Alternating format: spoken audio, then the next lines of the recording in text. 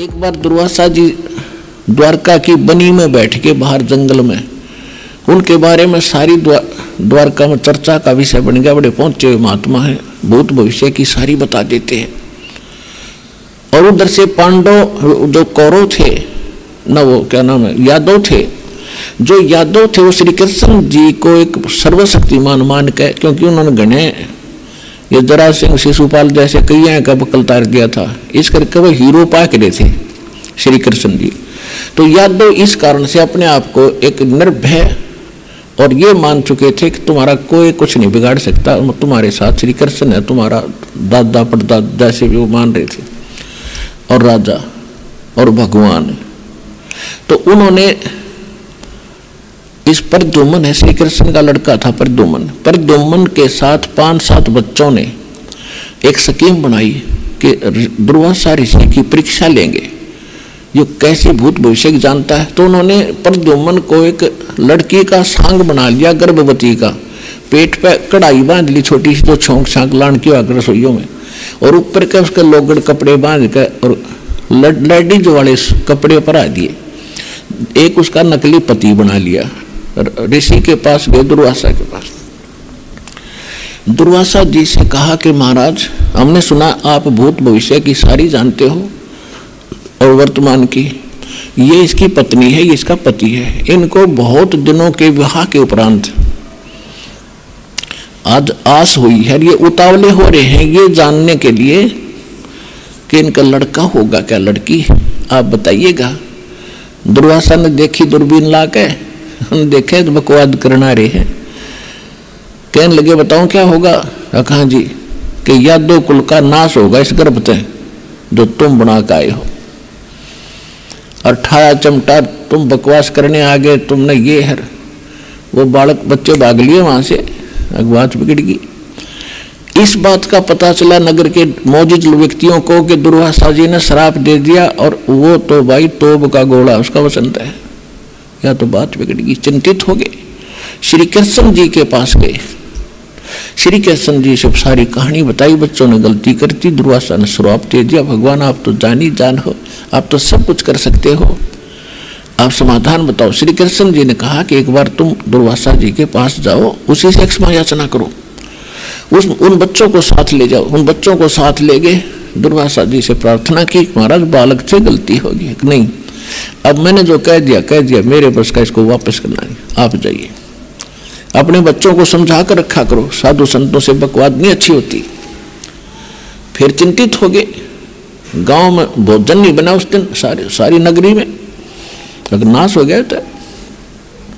श्री कृष्ण जी ने देखा तो घने चिंतित हो गए, तो क्या समाधान बताया कि अभी क्यों चिंता करते हो, आ जाओ, इकट्ठे कर लिए, और कहा कि किससे हमारा नाश होगा, जो गर्भ बनाया था कढ़ाया लोहे का, और ये कपड़े जो पैर रखे थे ऊपर गए, हाँ जी, इन कपड़ा न तो आग लगा दो, और इस कढ़ाई को, लोहे की कढ़ाई को घिसा के और चूरा बना के जमुना में डाल दो, ना रहेगा बांस ना बजेगी बांसुरी।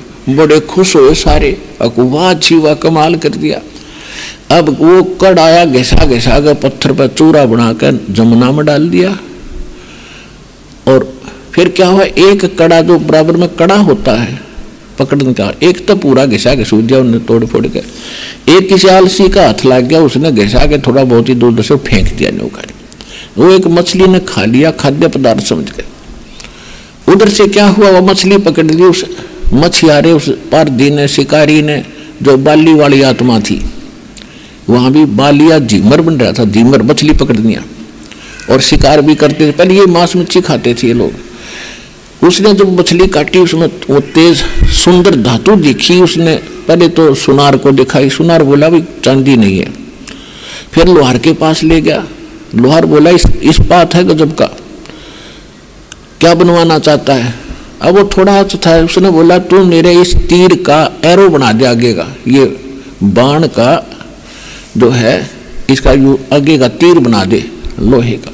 उसने विषाक्त करके, क्योंकि शिकारी था, कि विषाक्त करके बना दिया, जहर में बुझा के, और बना के उसको दे दिया। उधर से क्या हुआ कि फिर कुछ दिनों के बाद दुर्वासा जी का वो वचन फला। आपस में सारे यादव छोटी सी बात पे लड़े, लठ मारे, कत्लेआम करने लगे। रोज की 2-2 4-4 मौत लड़ाई में होने लगी या वैसे मर जावे। तो सब फिर चिंतित हुए। चिंतित होते हैं तो समाधान गुरु जी से पूछते हैं। श्री कृष्ण उनके गुरु भी जी थे, गुरु थे धार्मिक। श्री कृष्ण जी के पास फिर पूरे सारे मोजिज लोग से इकट्ठे हुए। कहा भगवान, नगरी में पता नहीं कौन सा पाप सेध गया और हाहाकार माच रही है, बड़े छोटे की लाज रही ना, कोई समझावे उसके सिर पावे, पता नहीं कौन सा पाप आग गड़ गया। श्री कृष्ण जी ने कहा कि दुर्वासा का श्राप अब फल रहा है। अब देख लो पुण्यात्मा, ये विचार करिए, ये किसे, जब श्री कृष्ण की ये स्थिति है तो इसके पुजारी किसा समाधान बताते होंगे और उसे क्या लाभ होता होगा। एक बार तो कह दिया किसी ने, घिसा घिसू कर डाल दो, ना रहेगा बांस ना बजेगी बांसुरी, हो गए निश्चिंत। और अब कह रहे हैं कि वो पाप, वो श्राप फल रहा तुम्हारे ऊपर दुर्वासा का।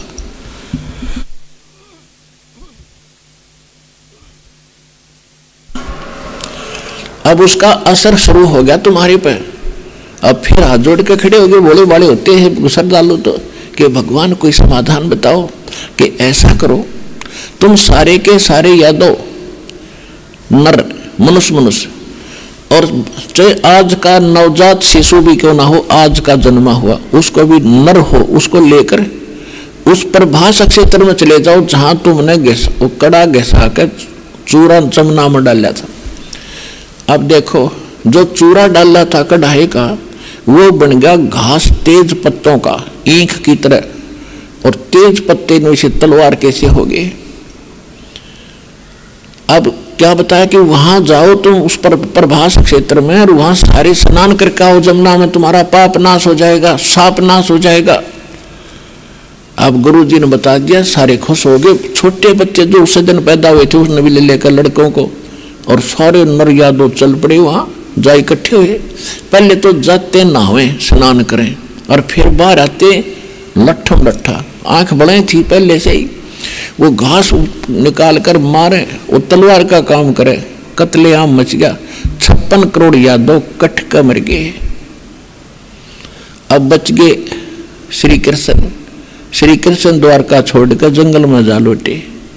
एक वृक्ष के नीचे घुटने पर पैर रख ऐसे लेटे हुए थे, तलवार सामने था। श्री कृष्ण के पैर में एक पद्म था जो बहुत ज्यादा चमकता था, जैसे 100 वाट का बल्ब दिन में कहीं दिन में जग रहा हो वृक्ष के नीचे तो उसकी अलग से चमक दिखाई देती है। ऐसी चमक थी उसके पैर में, वो कुदरती था उनके पैर में।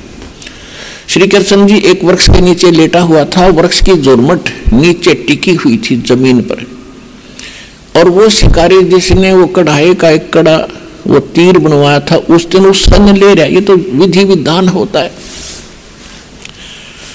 अब उसने सारा दिन कोई शिकार मिला नहीं। उसने सोचा इस वृक्ष के नीचे रेस्ट करता हूं, फिर देखूंगा आगे चल के। वृक्ष के निकट आया तो उसने देखा कोई वस्तु चमक रही है।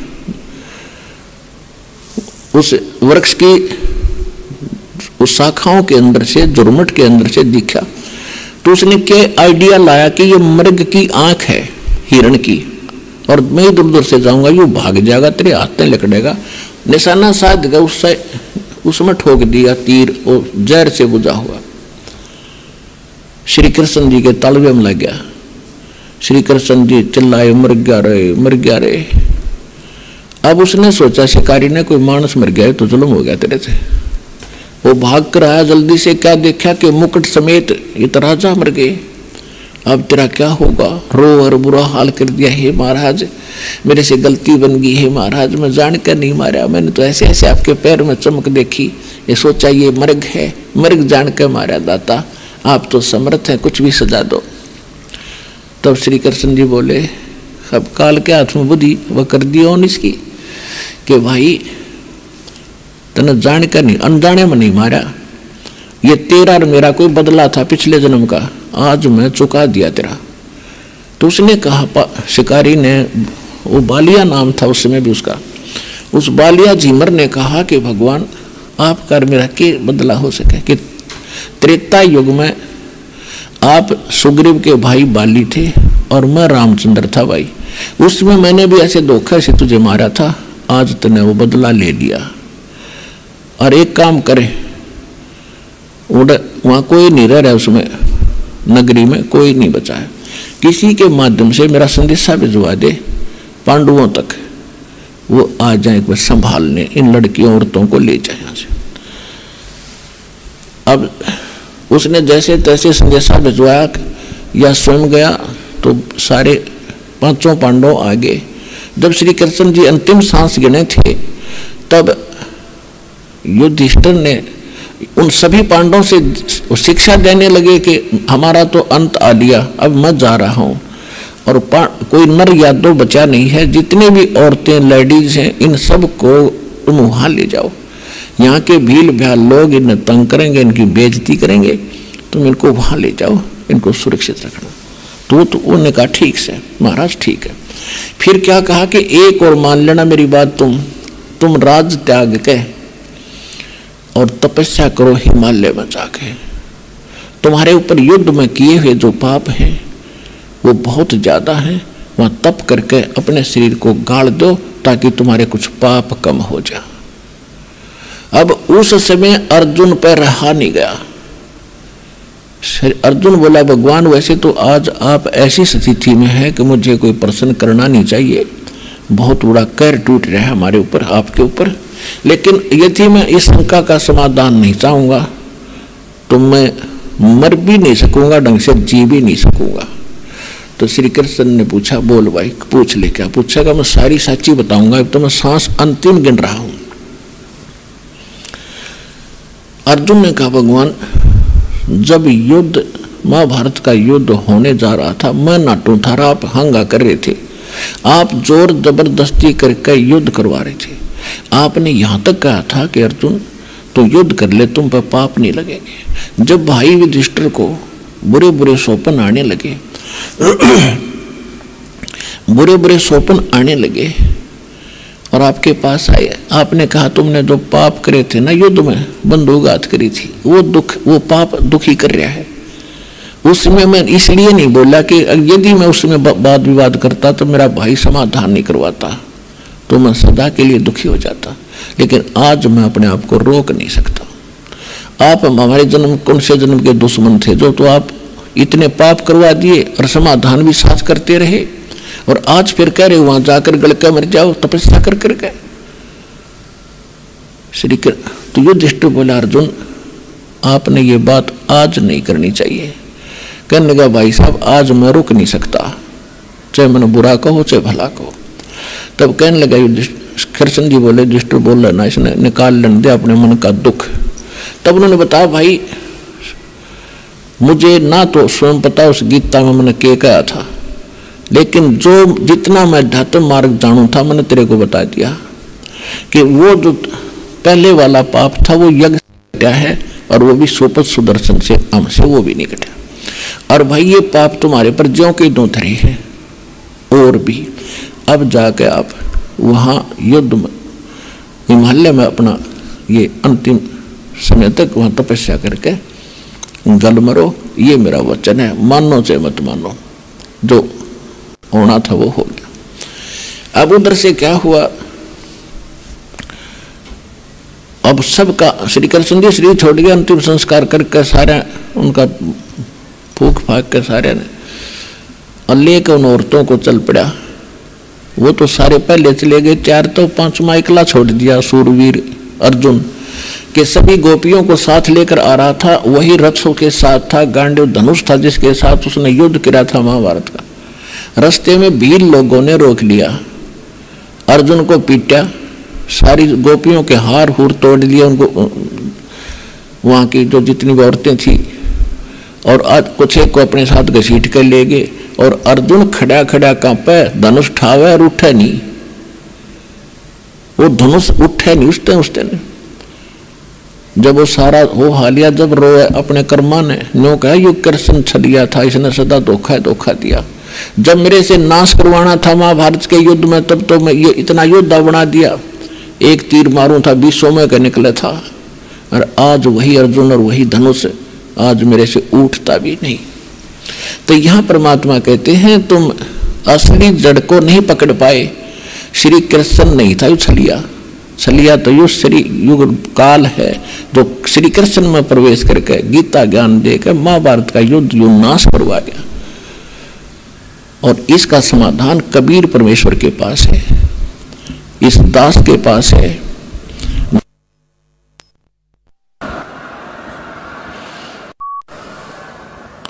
सूक्ष्म वेद में कहा है, इस ऋषियों को लताड़ा है परमात्मा ने। दुर्वासा को पेतहा समझ न आई नीच, 56 करोड़ यादव कटे वहां मची रुद्र की कीचे। कहते हैं दुर्वासा, उन बच्चा ने थोड़ा सा मजाक कर दिया और उस दुष्ट दुर्वासा ने इतना बुरा शराप दिया करते हैं, तो राक्षस है, कसाई है, ये कोई संत है। कहते दुर्वासा कोपे तहा, कोपे माने क्रोधित हुए, और समझ न आई नीच, उस नीच आत्मा ने यह भी नहीं सोचा तू क्या श्राप देने चाह रहा है, क्या जुल्म होगा। और 33 करोड़ यादव कटे या मची रुधिर की कीचे। कहते हैं वहां इस रक्त की खून की गारा माच की 56 करोड़ आदमी मर जाए, वहां तक गोड्डा गोड्डा खून की गारा बन गई। और इनको हम ऋषि और महर्षि को बड़ा पहुंचे हुए थे, खाक पहुंचे हुए थे। और उसी प्रकार चुनक ऋषि ने 72 करोड़ सेना का नाश कर दिया, मानधाता चक्रवर्ती राजा की। उसके विषय में परमात्मा कहते हैं 72 अक्षौणी खा गया वो चुनक ऋषि सुअर एक, ये दे धारे जोरा फिरे भाई सभी काल के वेखे। ओए होए,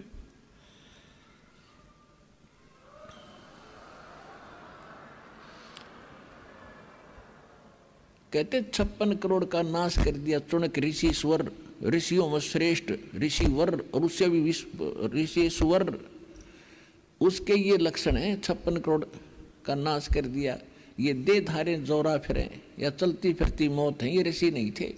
ये सभी काल के भेख जो यहाँ तक के साधक है उनकी ये स्थिति है, न इनसे कोई 3 ताप कर सकते। तुम कौन? अच्छा, श्री कृष्ण जी विष्णु जी थे, श्री कृष्ण इज विष्णु, और वो अपना पाप नाश नहीं कर सके, पुजारियों का क्या करेंगे? जिसके सामने पूरा बच्चे पोते पड़पोते रिश्तेदार मर जा, और अगर वो समर्थ होता तो क्या उनकी रक्षा नहीं करता? वो समर्थ नहीं था। ये कर्म के बंधन से सभी बंधे हुए हैं। तुम कौन राम का जपते जापम, तात कट नयति नो तापम, अमृत का शरणाग हो रंग होरी हो, भाई कदे न हो ए काज राम रंग होरी हो। कबीर परमेश्वर की समर्थ की शरण में आओ, सदा सुखी रहोगे और थारे सारे पाप कटेंगे, मोक्ष मिलेगा। बोलो सतगुरुदेव।